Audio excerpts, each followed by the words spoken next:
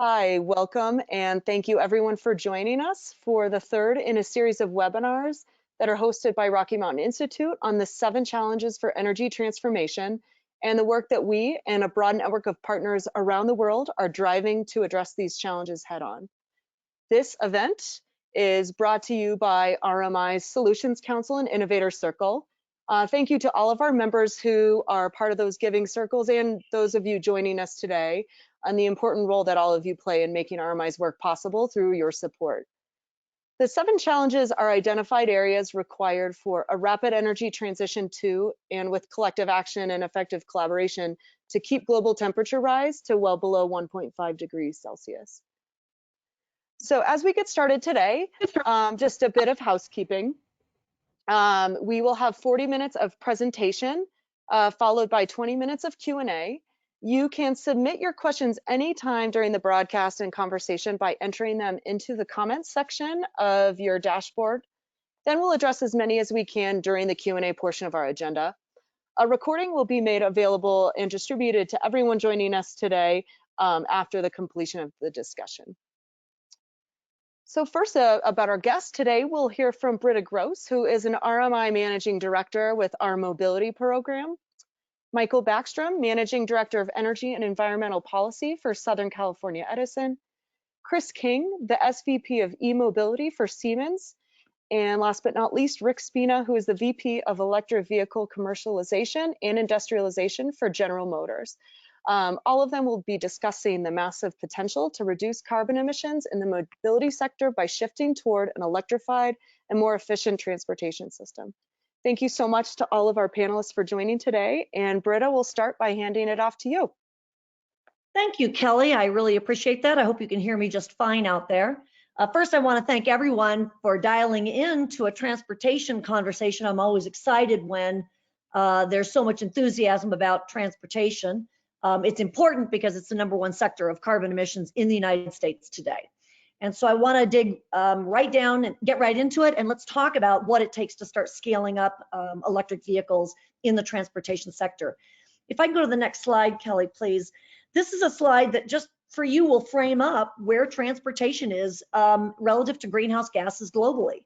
And on this map, you can see that the United States is the #1 emitter of carbon emissions from transportation in the world. And when we talk about transportation, we're talking about cars, buses, trucks, planes, ships, everything that moves us from point A to B. You also see how important China is relative to these emissions. And in fact, if we take the US, China, and India and add them up together, which is sort of the core of our mobility, a global mobility program here at RMI, that accounts for 43% of global on-road transportation emissions. So obviously have to tackle this to make any meaningful reductions in global carbon emissions. If we go to the next slide, I want to just show you what happened in 2017. I'm guessing that a lot of you are familiar with this, but in 2017, the transportation surpassed for the first time ever the emissions, carbon emissions from the electric grid system, so the production of power in the United States. That was largely due to 2 factors. One is increased VMT in the transportation sector, as well as a strong movement in consumer preferences up to the crossovers and larger SUV vehicles. I would also say that the grid has also been getting cleaner over time. So as you know, there's been a major push to decarbonize the grid in the United States, of the introduction of an awful lot of wind and solar to go along with that. So all these sort of factors combined led to the crossing over of the transportation sector. And so it's the #1 sector. And then if you look at the right-hand graph right there, you see that, well, what makes up transportation emissions in the United States? And you see that 60%, almost 60% of those emissions are coming from our passenger vehicle segments. So those are the cars that you and I drive most days to and from work, shopping, school, etc. Trucks make up the next largest sector at 23% of our transportation emissions. And then the other sort of pink slivers in that pie up there, that's the buses, the ships, the planes, etc. So we can't tackle carbon from transportation unless we, #1, tackle the passenger vehicle market, because it's a very large market, and then second, the truck sector as well. But today we're going to focus on the light duty vehicles. And if I could go to the next slide, we've taken a look at how do we reduce the carbon emissions globally, and what would our share be here in the United States if we're attacking our on-road transportation emissions in particular the light duty vehicle sector. And there are a lot of different factors you can move around, and you can weigh them differently. You could either electrify a lot more vehicles, or you can assume that the grid is also getting very green at the same time, and so you don't have to electrify quite as many vehicles. You can make big assumptions about VMT, or vehicle miles traveled. Obviously, the mile we don't drive in our vehicle is even more important than the mile that we do electrify, at least relative to carbon. And so we're looking for a way to sort of put a stake in the sand and say, let's just focus on an aggressive target for 2030 that gets us to the Paris numbers. And what would that balance kind of be, at least sort of as a starting point for the conversation, not to sort of argue forever about what is exactly the number. Let's work on what is scale and how do we get there. And so we sort of have evolved to a number that looks like, if we could electrify 20% of the light duty vehicle sector out there, and in parallel reduce the vehicle miles traveled by 30%, and there's some assumptions about the greening of the grid, we could actually hit the numbers that we're targeting. And of course, then there's a commensurate and corresponding need for EV charging infrastructure that goes along with that. In the end, the stake that we'd like to put in the sand and say, let's just focus on what it would take to get to this large scale number. And if we can do 50 million EVs, or 20% of the light duty vehicle market, we will certainly be paving the way for 50%, 70%, 100% of the light duty vehicle sector. So what do we need? We need 50 million EVs on the road by 2030. That corresponds to a need for about 300,000 DC fast chargers, of which today in the ground, there are only about 4,700 DC fast chargers in the ground. And like I said, a 30% reduction in vehicle miles traveled. So just as a starting point for a conversation about scale, let's just start with those numbers. And if we go to the next slide, and you're interested in sort of seeing how that might, the share might be distributed across the states, you sort of see a map that looks like this. And we've just done this, scaled to relative to registered vehicles. You will see that 17 states in 2030 would have more than 1 million EVs driving around. And that becomes sort of a nice way to sort of think about, what have I done to date, and what's the scale I need to do to invest more in infrastructure, or move fleet adoption, or move consumer education and so on to get to the adoption that I'm looking for. Bottom line is, these numbers are so big and so challenging that near-term action is absolutely essential, because every year we delay makes just the adoption and the installation of infrastructure harder and harder to achieve, because the magnitude of that challenge just keeps getting more and more difficult as we approach 2030. So starting today means everything. Maybe the next slide. Let's focus in now on what are the big barriers in the market. Well, there are 3 really main barriers to market adoption of EVs. One is the cost, and really it starts with the battery cost, and therefore it's the affordability to consumers and fleet operators of these vehicles in the marketplace. If we look over here to the right-hand side, that bar graph over there, this is a Bloomberg New Energy Finance slide. It shows a remarkable decrease in the battery prices over the last 10 years, about an 85% reduction, that is, since 2010. So phenomenal progress has been made in the cost of battery technology, and the durability and the reliability, et cetera. However, it's just not far enough. The vehicles are still not profitable because these batteries are still drawing too much cost to reach any kind of parity. Now, automakers and battery makers are on a path to get that cost down. They're aggressively working. I'll mention that a little bit later about what they're doing. But for the sort of where we are in the marketplace, again, knowing that each year matters and near-term action matters most today, we can't wait for parity to be reached in 5 or 6 years. We need to start today with EV adoption, knowing that we've got an upfront problem or challenge here on the cost of this technology. Second is lack of charging infrastructure, the second big market barrier in the market. We have to address not only the perception of charging, whether it's available or not, but also the reality. So what happens, what's really interesting is when you ask people who do not drive an electric vehicle, well, how much charging infrastructure do you think you need to see before you're comfortable with an EV? The number's always astronomical. It's a very big number that consumers think they need.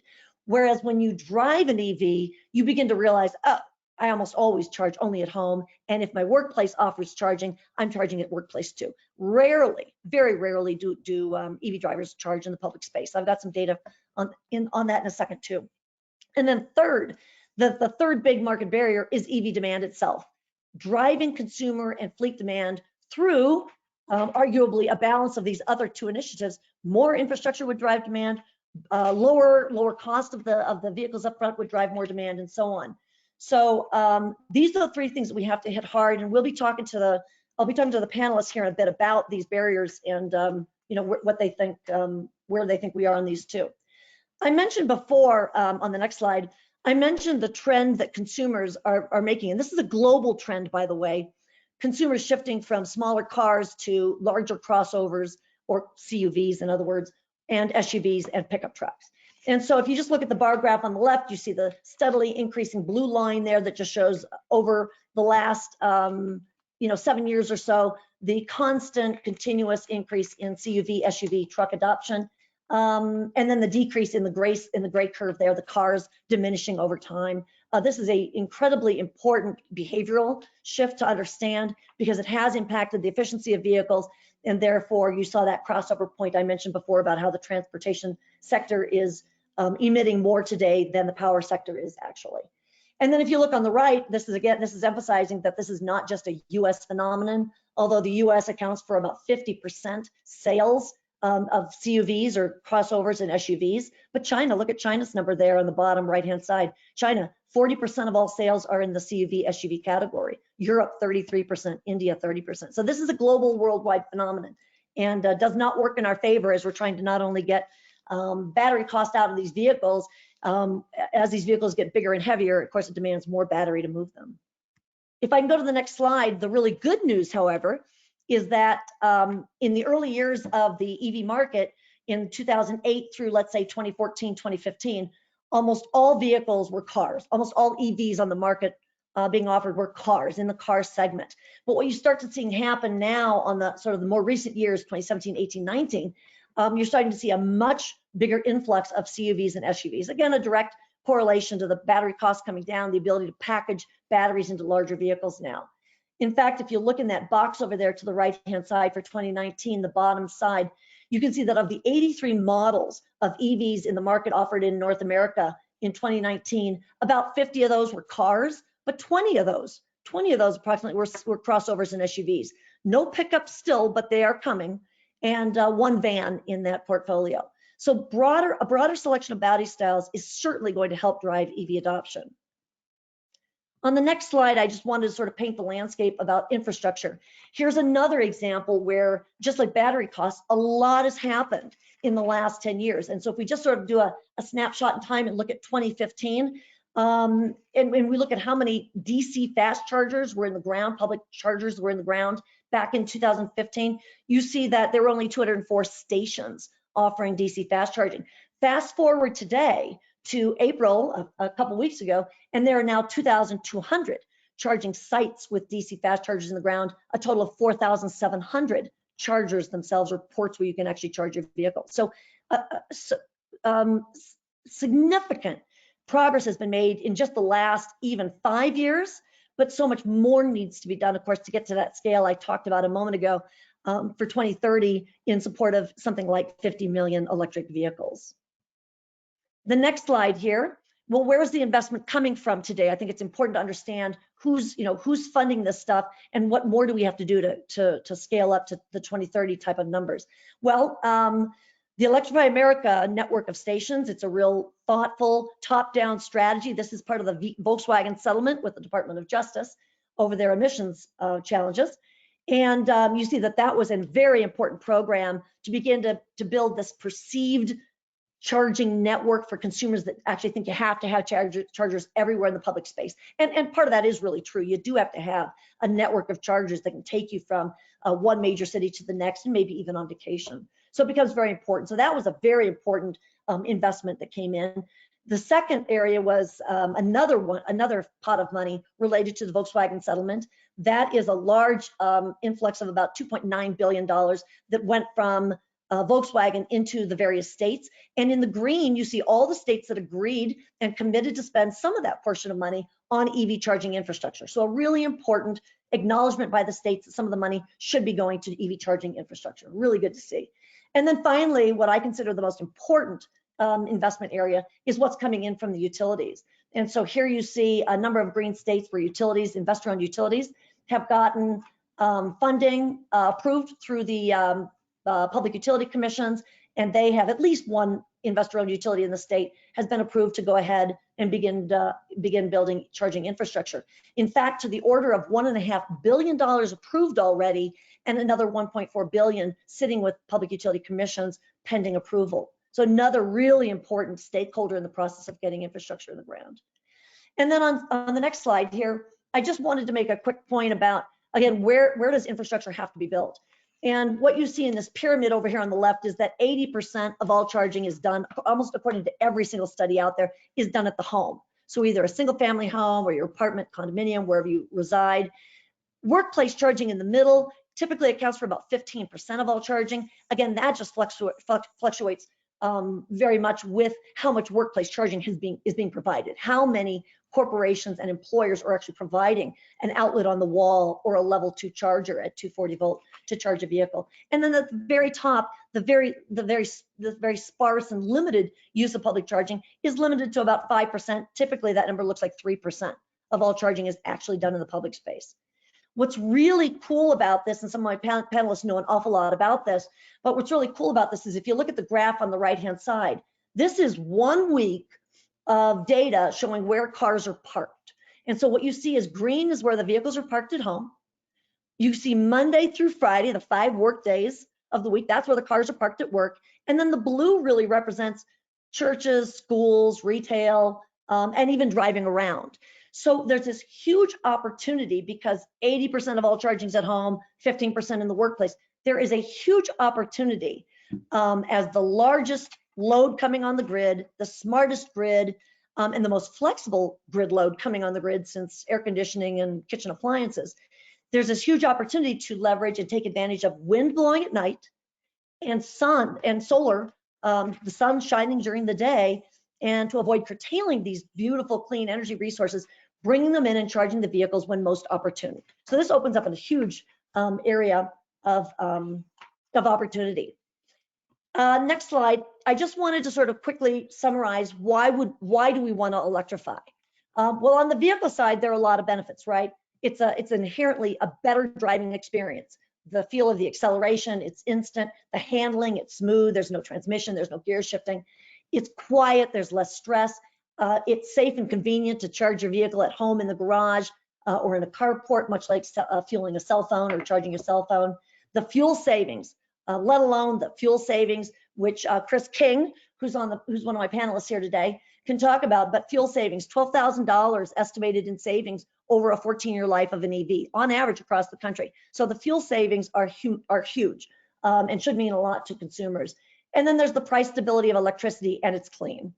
If we look beyond the personal driver benefits, there are all these beyond vehicle benefits. It's U.S. competitiveness and jobs. It's the stability of electricity as a societal or as a fleet operator. You care about the stability of electricity prices. You can count on it.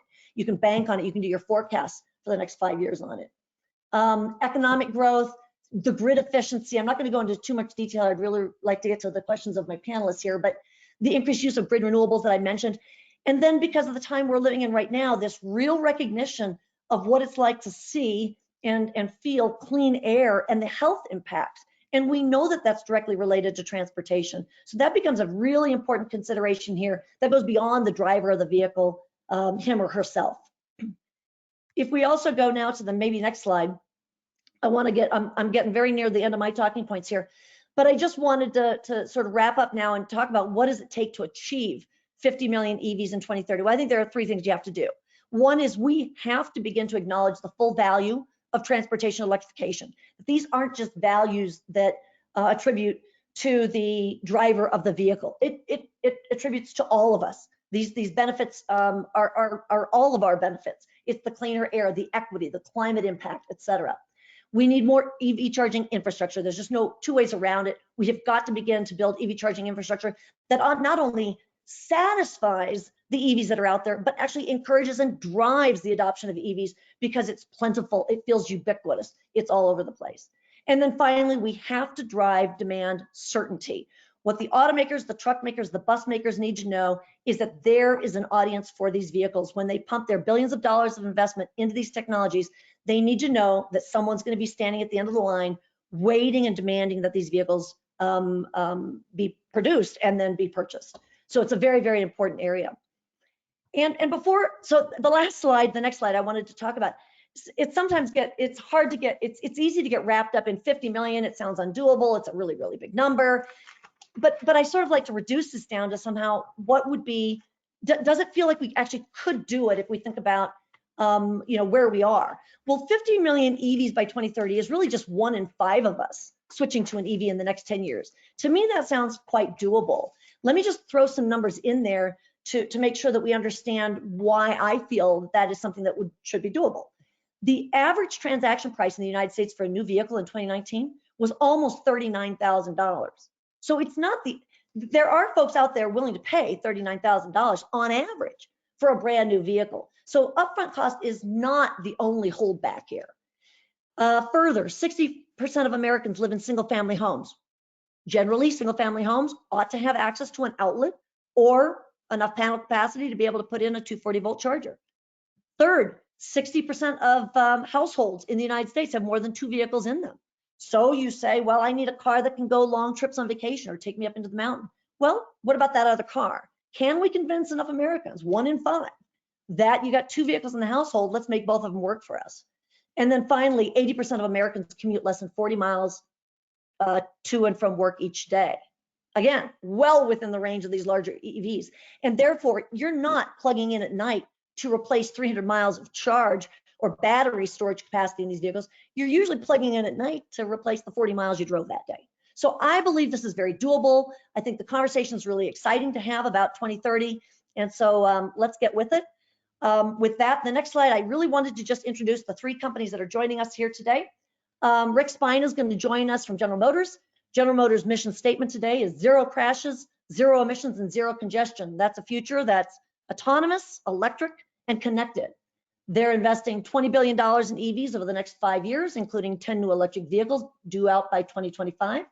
Their engineers are working aggressively to take that Bloomberg New Energy Finance data you saw a little bit ago to reduce the cost from $145 today per kilowatt hour to something less than $100 to get closer and closer to what the cost is of producing a gasoline vehicle. And they expect to be producing and selling more than 1 million EVs annually by 2025. From Southern California Edison, I have Mike Backstrom joining today. Southern California, of course, is a large California utility. They're working with the state of California to replace more than 7 million gas cars with electric vehicles by 2030. And if you look over at the table there on this slide, you see that Southern California Edison has already installed or is committed to installing 2,700 charging ports, supporting just the light duty vehicle side. I haven't put in here the medium or heavy duty vehicles here. But you also see an eye-opening here. 48,000 additional ports are waiting for approval in the state of California. What's interesting here with Southern California Edison is just look at the diversity of the kind of charging. They understand the problem, that pyramid I showed you all. They're looking at workplace charging, fleet charging, multi-unit family dwellings like apartments, condominiums. They're looking at destination centers like the schools, the state parks and beaches, and the fast charging, which is typically a very urban high mileage solution, for example, for taxis and TNCs, but also for highway traveling for longer distances. And then finally, also Chris King with Siemens is joining us here today. And Siemens has a carbon neutrality target by 2030. You probably know Siemens as a giant among smart electric global manufacturers around the world. You may also know or not know that they are an EV charging system manufacturer. They do fast charging, smart charging, and they do projects like in the UK. They built a corridor of lampposts that were converted to EV chargers so that you could do on-street charging. Finally, very interesting, they've provided all the automation technology that Volkswagen is using in their Zwickau, Germany plant for their electric vehicle production. And this is not relevant today, but I thought it was worthy of noting for a conversation with the group of people we have on the phone. They are the largest supplier in North America of light rail cars. I thought that was interesting. Of course, we're not going to get into that today, but I wanted you to have a good perspective of what they're doing. And so with that, I would like to, Kelly, maybe you can flip to the picture of the speakers here. And with that, I would love to start getting some questions here going before I turn it over to audience questions. Guys, welcome. Rick, Mike, Chris, welcome, and thank you for joining today. I think I'd like to ask all of you, maybe we'll just go around the circle here. What do you see as the biggest obstacles in getting to 50 million EVs by 2030? Rick, can I start with you? Oh, you went around the circle backwards. Fine. Be like that. Thought I had another 90 seconds. The biggest obstacles, to do this in 30 seconds, I can't, but I would tell you that selling cars or having the population driving the cars we all sell, it's the world's simplest business model, right? So just make a recipe, figure out how to design a thing, build it, sell it. It's easy. Problem is the scale and scope of what we're all talking about here. There's so many constituents involved and so many entrenched traditions, right? Driving, at least, especially in North America and now actually the rest of the world, but especially in North America, driving is an entrenched sort of personal value, personal right. And the American public is not excited about being told what to spend their money on. Therefore, we have to create demand, is where I'm headed with this. We have to create demand on the customer side, and it's more than just infrastructure. You know, you touched on body styles as an example. So we've got to give the body styles that people want. Whether it's logical, practical, or makes us happy is irrelevant. It's what people feel excited about spending their money on for more than just basic transportation. So that's on the automaker side to do that. We've also got, we've got to create this demand now. An additional way to potentially create demand could be some more value assigned to EVs. We can talk about that later, but is there some extra perk you get for driving an EV that you may not get in any other vehicle? It's not just financial, but I digress. Okay. What I didn't mention was we've got infrastructure to work on too that's different from infrastructure that we talk about in these meetings, and that's just going to be the whole supply side of the auto industry. So we can talk about that more later if you want to, but just suffice it to say that you've got 80 years worth of entrenched manufacturing might in building engines and transmissions and stuff that go into cars all over the world. So you're going to fight against all those people that you're disenfranchising here and have to move them to a new supply industry, and moving them is going to require some infrastructure and some financial interest support all the way up to Wall Street. So I'll come up for now. We'll talk more later. That's good. That opens up a whole bunch of future topics. Thank you, Mike. How about you? What do you see the biggest obstacles being as a key utility here in California in getting to a very large targeted number? Sure, and I'll pick up on a couple of points that you made earlier, Britta, and as well as what Rick was sharing. I think from kind of two sides of the coin, first and foremost is trying to determine ways to dispel the misconceptions around the performance, availability, and range of these vehicles, the experience of actually driving around in the vehicle. And that comes to the issue of getting people the experience of being either behind the wheel or riding in an electric vehicle. So I think from a policy standpoint, the importance of course, as we return from the COVID situation and into mobility patterns that will be undoubtedly changing, but have some signs and signals of how things were in the past. I think ride sharing and other alternative vehicle experiences will be really important for people to have those vehicles available in those settings, so that the drivers themselves get comfortable with it, that the riders start to learn more. And I think there's going to be a tremendous difference there from just kind of the in-person educational value of doing that. Alongside that, from an infrastructure provider standpoint, as we are, of course, you touched on it earlier, is the belief in the availability in a diverse set of locations for charging. We have had a lot of success in California in moving certain segments forward, in particular A lot of our programs thus far have been workplace focused, as well as doing rebates for certain types of at-home charging, but absolutely getting further into the multi-unit dwelling sector in particular is going to be important. So many people across our service territory, and I know across big pockets of the country, especially those you were highlighting earlier, where the EV volumes are going to need to be so significant, do have, whether it's apartments, condominiums, other kinds of multi-dwelling situations. And that's been a harder place to get to. We think we've identified some ways to make that decision-making easier and for the utilities to be a partner in making that happen. But I do believe that given that the workplace of the future is going to be, we're going to see a bigger blend probably of at-home work and workplaces. You're going to want that daytime charging and that comfort that you have the access to it, because that may be some of the best opportunities to charge at a rate that is most beneficial.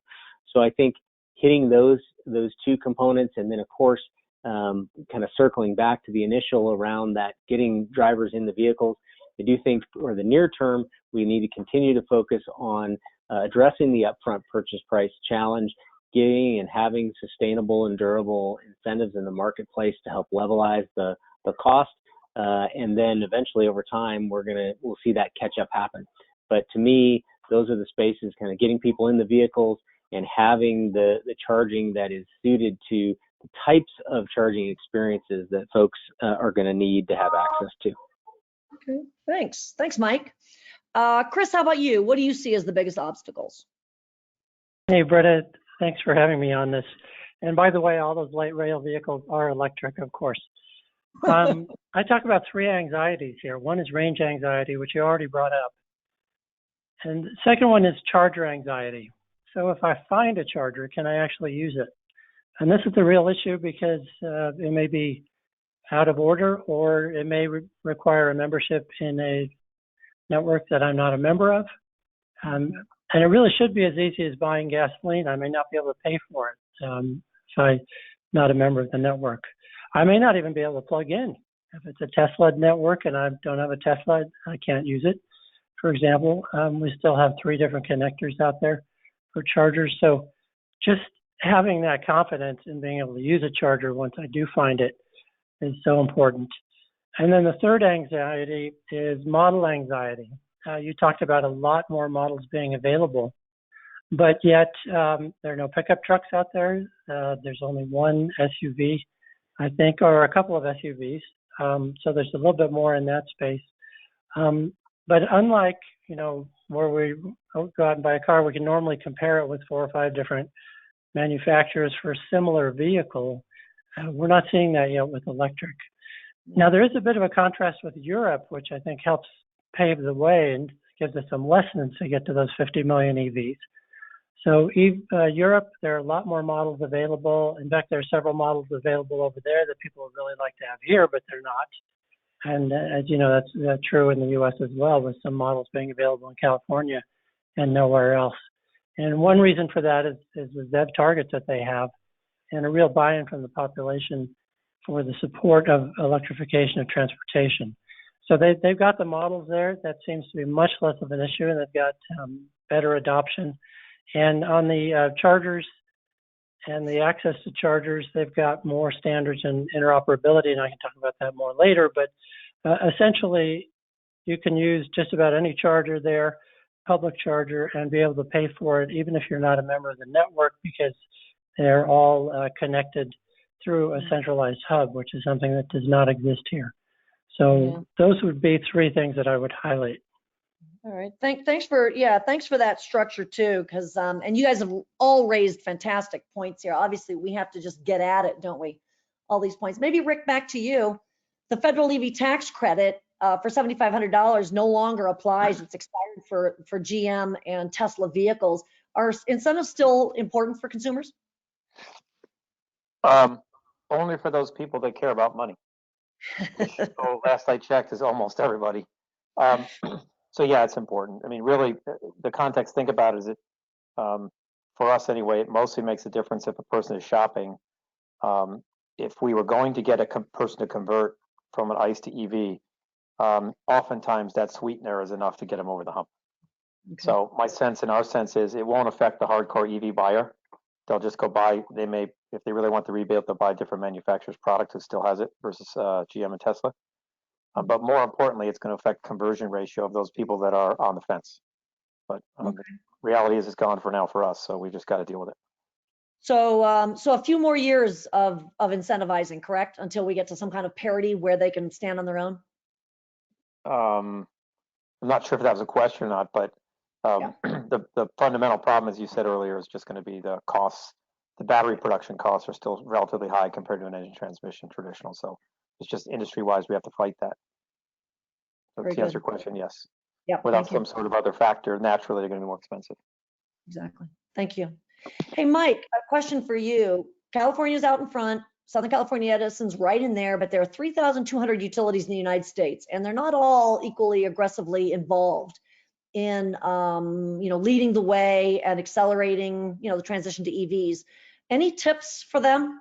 You guys have gone from being banned from 2010 to 2014, being banned by the CPUC from investing in infrastructure to all out, oh, no, you guys go get in there and invest and build this infrastructure. What tips do you have for a lot of the other utilities in the country?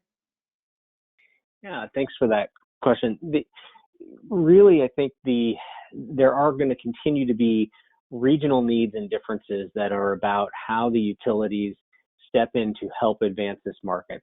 We'll say that from the outset, what was really important to us, and I'm seeing a number of other utilities kind of echoing this sentiment as they are coming forward with programs and pilots and so forth, is that as a market is trying to find its footing, and we are committed to it from a policy standpoint, utilities can really play a unique role in helping to spur that market forward.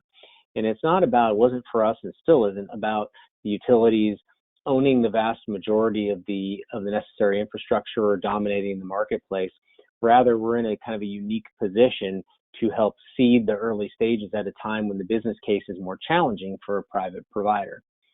So in our situation, each time we've made proposals associated with charging infrastructure, whether it be light duty, medium, and heavy duty, and as you pointed out, kind of our most significant light duty program that is pending approval and is pushing towards 50,000 ports as part of its proposal, that only reflects about what we project to be around a third of the total need for charging ports in our service territory over a 5 to 8 year period. And we're on that trajectory to, of course, need a lot more. The point being that we want to set forth a set of solutions that are about starting a marketplace, advancing that marketplace, and then having complementary roles for other market providers to be part of it. I'll also say that kind of core to our proposals have been the idea that there are certain aspects of charging infrastructure that the utilities are absolutely most suited to be a primary provider for. And that is in the make ready itself, kind of up to the point of the stub. And our programs have frequently been structured to have the site host or other owner actually procure the charging equipment that goes on at the end and interconnects with the vehicle. We are finding that there are certain needs in segments, and I mentioned multi-unit dwellings earlier, where end-to-end ownership may actually be the best solution in the near term, and that's part of the proposal we put forward for a segment of what we've proposed in that large Charge Ready 2 program.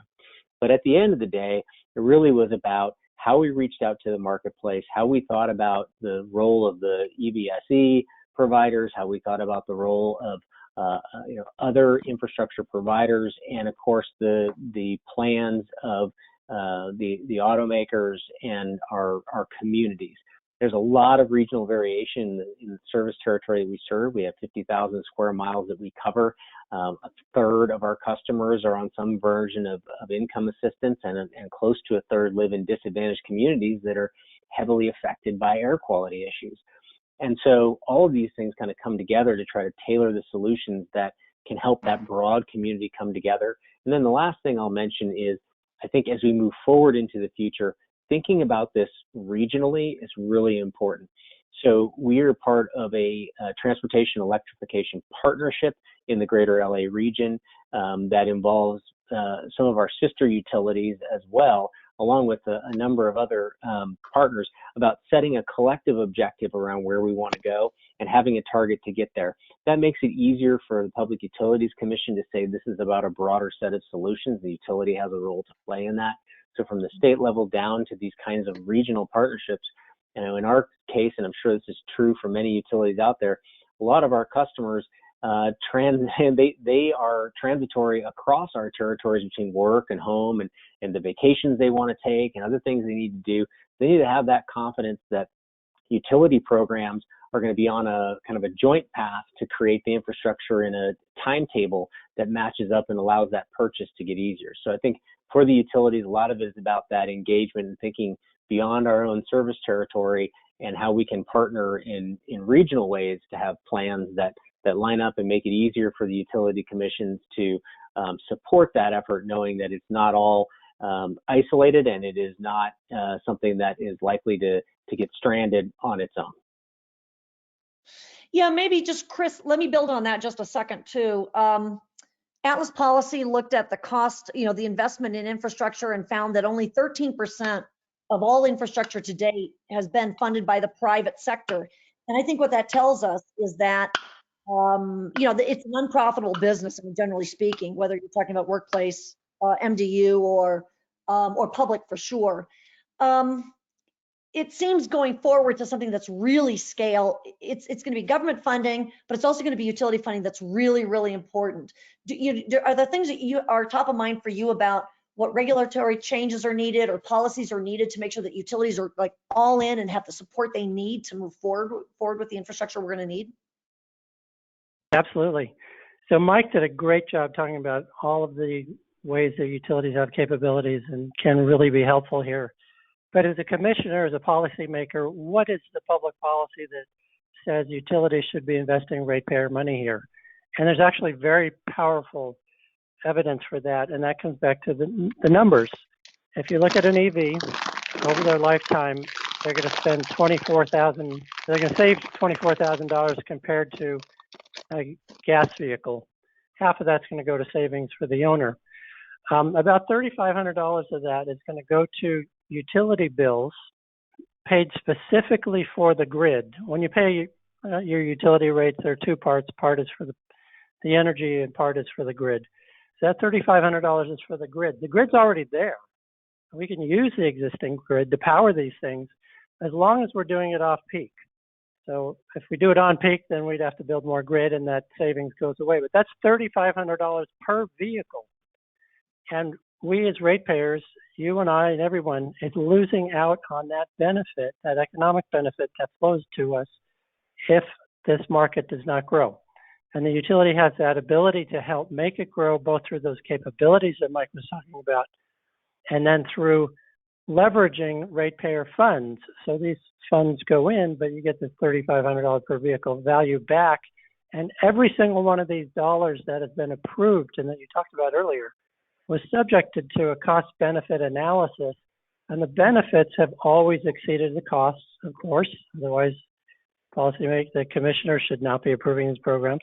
They've exceeded the costs, in fact, up to a ratio of 3 or 4 to 1 in terms of the value. So that's why the utility should be spending ratepayer dollars on this and why the ratepayers are benefiting. Now, what should be done better in the regulatory context? Right now, we have a lot of battles going on. These applications are extending from the time that Mike comes up with an idea for a program to the time he can spend $1 on that program is at least 24 months and maybe as much as 30 months. Other states are better than California, but they still have that issue. And when it comes out the back end, we don't have these policies that are regular across states and across utility cost recovery and things like interoperability, which I mentioned earlier. Now, to the extent we can get more regulatory certainty, to the extent we can get more cohesiveness and regularity across these policies, we're going to do a lot better. And I come back to Europe again. You mentioned 13% of the investment here is from government or utilities. I mean, 13% is private. The rest is all government and utilities. If you look at Europe, it's almost the other way around. You have huge amounts of private investment going into these charging networks to support people, whether it's at home or at public locations. Because they have that regulatory certainty, they have that support from the public. They know where this market is going, and they can invest confidently in it. Yeah, thanks for that point. I think there's an additional point on that last one, is that in Europe, I believe the private sector investment in infrastructure had a lot to do with the incentive they got in return for consumers. So I think there's a huge, I think what your point is, and it's really valid, is that there's this huge concerted aligned effort in Europe, for example, from top to bottom on the supply side and the demand side, that makes things happen. I think that's going to be important here. Thank you. Hey, I hear we have time is just flying. Of course, we knew it would. This is just too exciting. Kelly, I think we have questions coming in. You want to toss in a few questions now from the audience members, make sure we're getting their thoughts heard? Absolutely, and thank you to all of our attendees for submitting plenty of great questions. The first is around the moment we find ourselves in now amid the COVID-19 pandemic.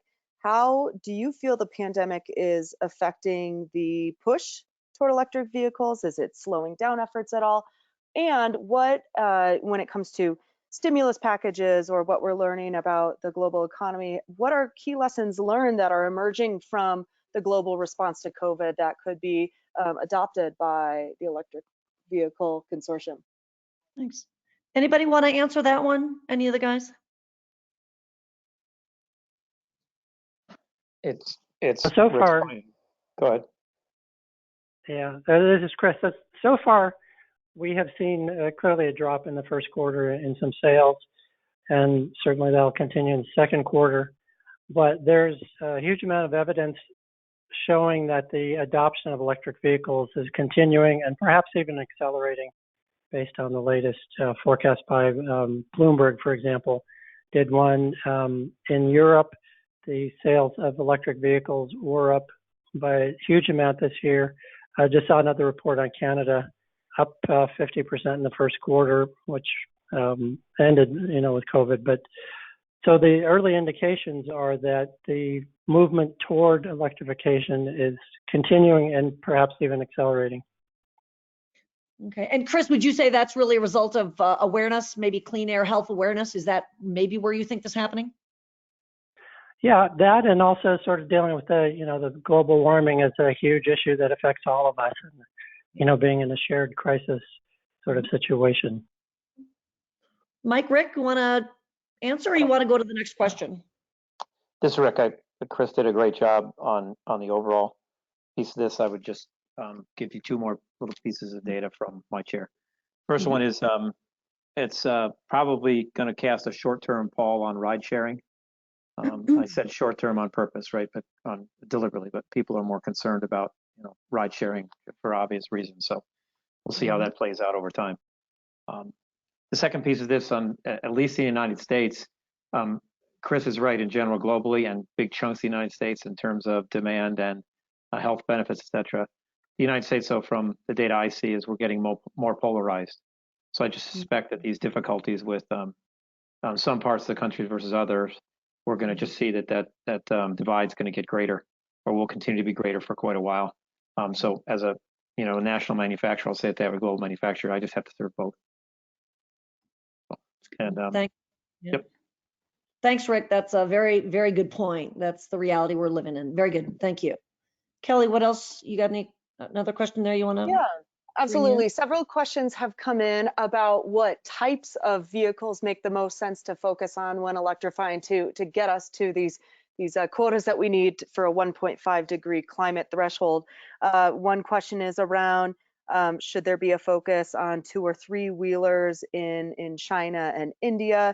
Another question is around what about a focus on urban delivery fleets around the world as a huge source of air pollution and even noise pollution. How do each of you really take the perspective of the types of vehicles that could be electrified at the fleet level to really drive this transition more quickly? So this is Mike. I'll go ahead and jump in and let the others join. There was an example in there that I do think is among some of the most vital for focus, and it has to do with the the delivery vehicles, which can take a lot of different flavors, especially as we're seeing today, right? A lot of different fleets are being repurposed around delivery. And they're not necessarily confined to the medium duty segment, although medium duty I think is going to be really important for a lot of reasons. FedEx and UPS and so forth, all of those trucks are going to remain just vital, and that's going to grow based on what we're seeing already, and especially in the likelihood that you're going to see more people working in remote fashion into the future. And from a health standpoint, I think a lot of people are getting pretty accustomed to the delivery of goods being important to them at their homes. Just not to mention that, you know, e-commerce was already growing before we got to this point. But I think it's important to think about the different types of fleets that can be purposed for that use. And they can come in light duty as well. It is, increasingly, I think Rick touched on it earlier, that as ride sharing maybe has a continued blip or pullback, we're seeing a lot of those folks doing other types of delivery work now for local, very, very local delivery. And so those vehicles are on the road, and if they're treated in fleet form, there's a lot of business advantages there. And thus, I think that's got to be a focal point. And then I would just add to that when we think about whether they are government fleets or even just the conversion for individuals, you know, Britta, you had some really good slides early on about the types of vehicles that are in play, and it's really critical if we're going to make this kind of transition that we get to the pickup trucks and we get to the crossover and SUVs. We're seeing some of that, but from a broad adoption standpoint, there just has to be so much more. Mm-hmm. Good, thanks. It's Rick Spina here. Just one thing I appreciate the question. One thing very important to know about fleets is from a selling to that fleet buyer perspective, it's actually much more straightforward than selling to any of us as retail customers, or most of us. Why? Because there's generally less emotion, less fashion tied to it, and just a lot more practicality. In many cases, we can go to fleets and say, look at your cost, total operating cost is going to be lower with an EV. If you then couple that with an ability for that fleet, if it's a park in central location type fleet, that fleet also can then potentially capture the benefits of some of the grid things that Chris and Mike have been talking about, right? That's the most straightforward. So if I were an automaker, I would be pretty aggressively trying to think through this fleet question and trying to tie some infrastructure dollars to it for charging. It's good to hear. Kelly, got another one for us?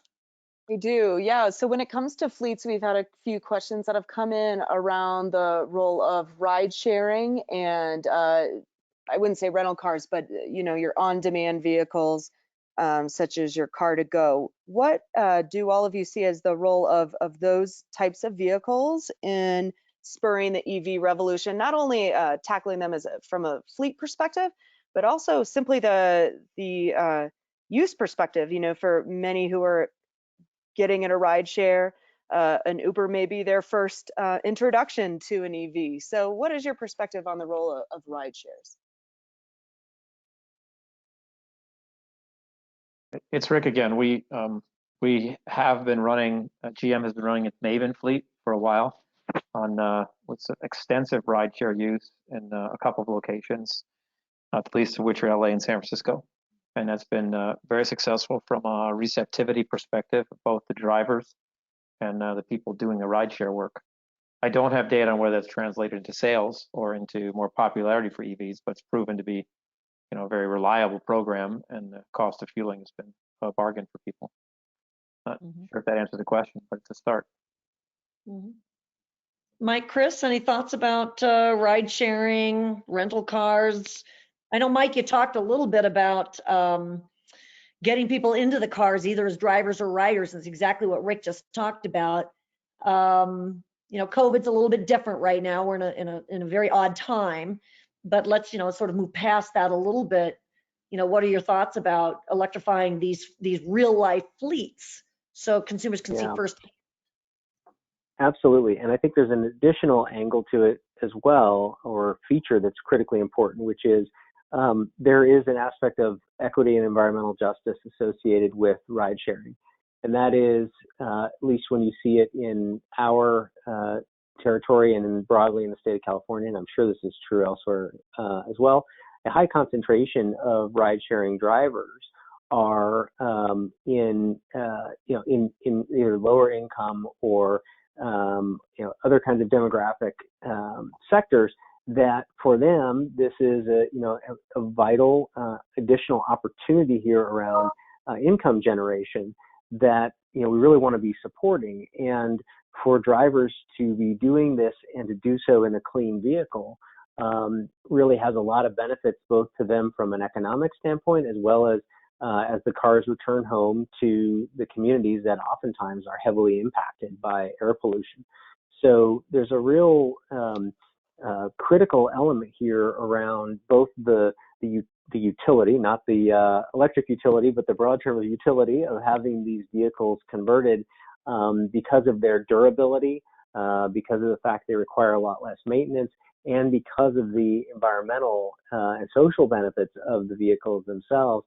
So finding ways to address the adoption in this sector, especially as it is growing so much, has so many elements to it that are very well aligned with the policies that are supportive of EV growth and making sure it is not just confined to segments that are wealthier and more affluent. So ride sharing delivers, I think, a lot for both the growth of EVs in general and in particular addressing issues of equity. Thank you. Perfect. Britta, and there's a huge economic benefit there too that we shouldn't neglect. And a lot of places you can charge these vehicles with 5 cents per kilowatt hour power, and just applying a simplified 10 times ratio, which is a good estimate, that's 50 cents per gallon gasoline, and you're driving all day long. The savings mount up really quickly. And in a state like California, where you've got to do curtailment, there's a potential for significant savings associated with that as well. We've already curtailed every day in California. The average curtailment is more than all the electric vehicles in the state would use if they were driving on a normal basis. And those curtailments are only going up over time as we convert to more renewable. So those economics will also be a powerful driver here. Yep. Great. Chris, Thanks for connecting EVs to the grid again. Oh, I'm sorry. Somebody else? just because there's Rick, Chris's point is great. The question is, how do we make that curtailment visible to the guy or the guy that's going to buy the car? And I would also go back to the previous question on fleets. I think this is an interesting one for you all to think about. Almost all of us are familiar with renting a vehicle, Hertz, Avis, Enterprise, whoever you choose. Working with some of those big fleets on potential EVs, they're very concerned right now. They're going to get over it, but they're concerned in how they begin to predict how they can turn these cars over when you bring them back in. All right. For example, will you pick up a car that's only 70% charged and be expected to return it at 70% because that last 10% is so hard to get? They're really worried about throughput, and so we've got to work that out with them. Otherwise, they're ready to go. Well, I think that sounds like a good problem to have. Kelly, you got another one you want to throw at us? I know we're running. I think we're running a little over. Yeah, we are running over time. And so I think this would be a good opportunity to welcome any final thoughts or comments from each of our panelists before we say goodbye and close the webinar. Britta, maybe I'll start with you and we'll go around. Yeah, no, I really just want to thank the panelists. I've had enough time to talk here today. I thought it was a phenomenal conversation. We could easily go another 3 hours, but we're not going to do that today. I want to thank all three of you. I thought it was a brilliant conversation. And again, just a conversation starter here for this audience. Chris, final thoughts? Anything you want to say? I just want to come back to making this easy. The easy button. Easy is buying gasoline, knowing you'll be able to refuel. There's even a utility program in Minnesota where you buy the vehicle, you call the utility, they come install your charger, operate it for you, you pay a monthly fee and you're done. So making this as easy as possible is a huge, huge part of getting us to that 50 million. Thank you, Chris. How about you, Mike? Last thoughts? Yeah, absolutely. I'll build on Chris's point there, which is I think from a utilities perspective, there's also a critical role that we can play in all of this. We talked a lot about the infrastructure and the accessibility components, but there's also rate structures and how we make that, charging both beneficial and easy, to Chris's point, to understand, so that when folks are making decisions about how they want to handle their car purchases, they have a good sense of what the fuel cost looks like and how they can charge to their benefit.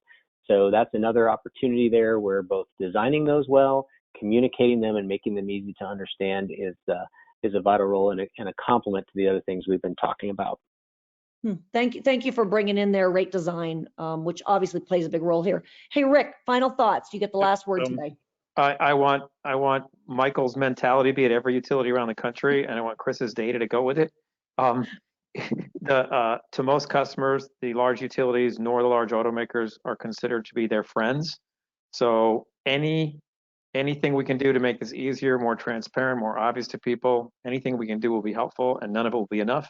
And lastly is that, at least GM-wise, we're not afraid of this. We're going after it, but it's going to require all the initiatives we discussed and then some. Back to you, Britta. Thank you, Rick. Again, my thanks to all of you. That was brilliant. That's why you were invited here today, because you're awesome. Thank you so much. Kelly?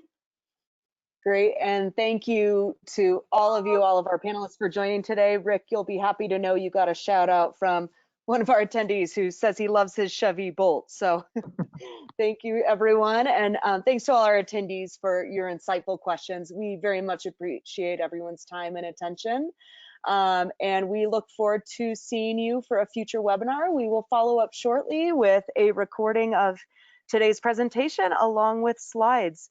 And we look forward to engaging all of you further. Thank you so much, and have a fantastic rest of your day. Thanks, everyone. All right, all, thanks. Thank you.